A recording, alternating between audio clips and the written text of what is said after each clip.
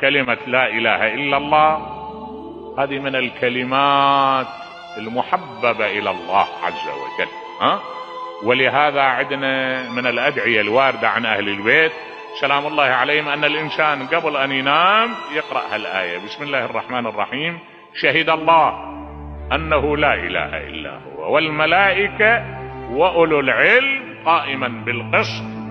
تعتبر من أحب الأشياء ومن أكثر الأشياء نفعا وبركة قراءة هذه الآية عند النوم قبل أن ينام، يقرأها يعني يختم نهاره بالشهادة لله بالوحدانية، ويصبح الصبح أيضا يشهد لله بالوحدانية، لأن هذا هو يقوي مشاعر الإيمان عنده.